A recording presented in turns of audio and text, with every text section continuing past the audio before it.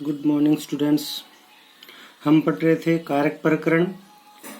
इसमें अब एक है जो कारक नहीं है, बस केवल उसमें षष्ठी विभक्ति होती है, जो संबंध जानते हैं अपन। अपादान के बाद अपन ने पढ़ा था कि संबंध क्या है, कारक नहीं है। वो केवल दो या दो से जो अधिक व्यक्ति होते हैं, कोई वस्तु होते हैं, उनके बीच के संबंध के बारे में बताता है। उस जो संबंध बताया जा रहा है, जिसके साथ में संबंध बताया जा रहा है, उस शब्द में अपन क्या करेंगे, षष्ठी विभक्ति कर देंगे। ठीक है, तो देखो जैसे संबंधे षष्ठी विभक्ति, यानी कि षष्ठी से इस सूत्र से क्या कहता है कि संबंध जहां पर बताया जा रहा है वहां पर अपन क्या करेंगे, षष्ठी विभक्ति करेंगे। ठीक है, जैसे रमेश है संस्कृत से पुस्तकम पठती। अब रमेश है वो पुस्तक पढ़ता है। अब किसकी पुस्तक है वो, संस्कृत की।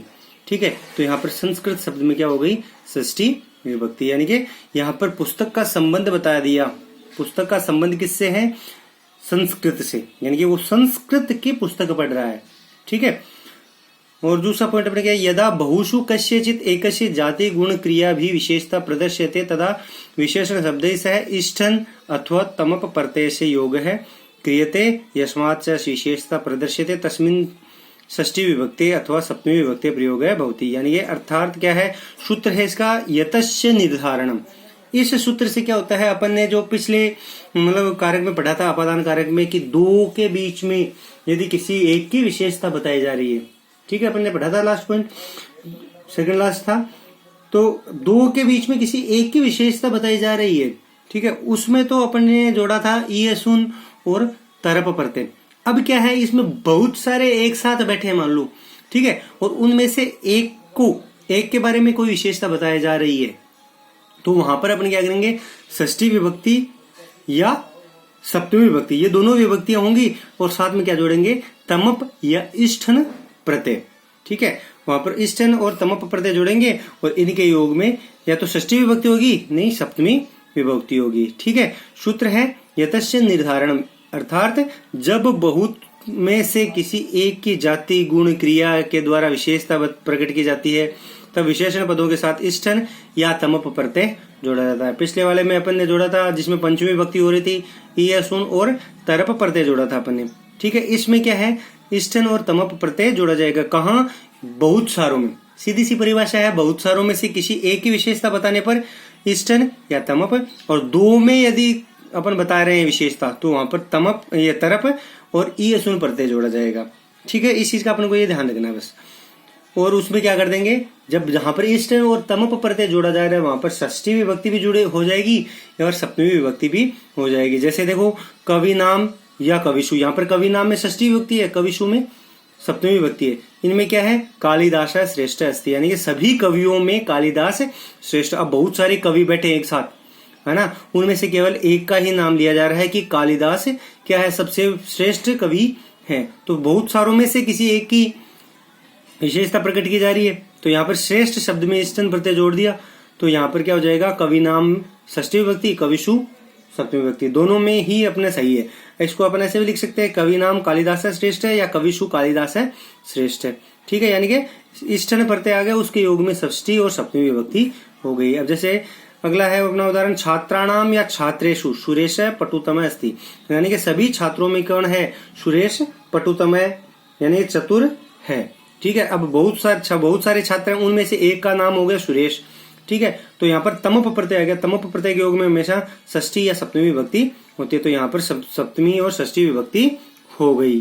ठीक है, इसके अलावा कुछ एक शब्द है, इनके योग में हमेशा षष्ठी विभक्ति ही होती है। जैसे शब्द है अधय, अधय यानी नीचे, तो इस शब्द के योग में हमेशा षष्ठी विभक्ति होती है। जैसे वृक्ष से अधय बालकः शेते, वृक्ष के नीचे बालक सोता है। अधय आ गया, अधय यानी नीचे, बालक यह है वो कहाँ सो रहा है, वृक्ष के नीचे, तो उस वृक्ष शब्द में क्या हो जाएगी, षष्ठी विभक्ति हो जाएगी। ऊपरी यानी ऊपर, ऊपर के योग में, नीचे के योग में, ऊपर के योग में ऑपोजिट हो गया, तो इनके दोनों के योग में कौन सी विभक्ति होगी, षष्ठी विभक्ति। भवन से ऊपरी खगाः सन्ति, भवन के ऊपर क्या है, खगाः यानी पक्षी, सन्ति यानी है, भवन के ऊपर पक्षी है। ठीक है, ऊपर हो गया, ऊपर किसके साथ में जुड़ा, किसके ऊपर है, भवन के ऊपर, किसके नीचे है, वृक्ष के नीचे, तो इन शब्दों में क्या हो जाएगी, षष्ठी विभक्ति। पूरा है यानी सामने, सामने इसके योग में भी हमेशा ये षष्ठी विभक्ति होती है, सॉरी। विद्यालय से पुरः मंदिरमस्ति, विद्यालय के सामने क्या है? मंदिर है, तो पुरः आ गया, पुरः के योग में षष्ठी विभक्ति हो गई। समक्षम यानी सामने, अध्यापक से समक्षम शिष्य अस्ति, अध्यापक के समक्ष या सामने शिष्य है, इसके योग में भी षष्ठी विभक्ति होगी। किसके समक्ष है? अध्यापक के, तो उस शब्द में षष्ठी विभक्ति हो गई। समीपम, समीपम के योग में हमेशा षष्ठी विभक्ति होती है। नगर से समीपम ग्रामः अस्ति, नगर के समीप गांव है, ठीक है, तो किसके पास है गांव? नगर के, तो उस शब्द में षष्ठी विभक्ति हो गई। मध्य, मध्य यानी बीच में, इसके योग में भी हमेशा षष्ठी विभक्ति होती है। पशुनाम मध्य ग्वाला अस्ति, पशुओं के मध्य में ग्वाला है, तो पशुओं किसके मध्य है? वो पशुओं के बीच में, ठीक है, तो पशुओं में शब्द में हो जाएगा षष्ठी विभक्ति। ये बहुवचन है क्योंकि बहुत सारे पशु हैं, तो इसलिए पशुनाम। कृते यानी कृते का मतलब होता है के लिए, ठीक है, इसके योग में भी हमेशा षष्ठी विभक्ति होती है। जैसे बालकस्य कृते दुग्धम आने, बालक के लिए दूध लाओ, किसके लिए लेके आ रहा है दूध? बालक के लिए, तो बालक शब्द में षष्ठी विभक्ति हो जाएगी। अंत है, अंत है यानी अंदर, इसके योग में भी हमेशा षष्ठी विभक्ति होती है। जैसे गृहस्य अंत है माता विद्यते, घर के अंदर माता है, किसके अंदर है माता? घर के, तो घर शब्द में क्या हो जाएगी?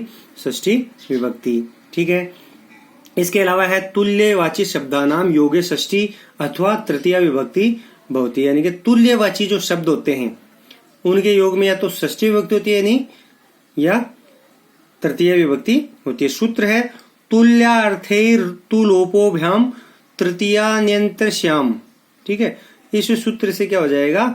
अर्थात तुल्यवाची शब्दों के योग में षष्ठी विभक्ति या तृतीय विभक्ति होती है। जैसे तुल्य का मतलब होता है तुलना, किसी के बीच में यदि तुलना हो रही है, तुल्य शब्द जहां पर जुड़ रहा है, ठीक है, तुल्य शब्द के ही मान लो ये हो गया, तुलना हो गई तो तुल्य हो गया, तुल्य समान, ठीक है। जैसे सुरेश है महेशस्य या महेशे वा, महेशस्य षष्ठी हो गई, महेशे तृतीय हो गई, महेशे वा तुल्य अस्ति, सुरेश महेश के समान, दोनों को बराबर तुलना कर दी, तुलना बराबर कर दी। सीता गीताया गीतया हुआ, यहाँ पर महेशेन होगा,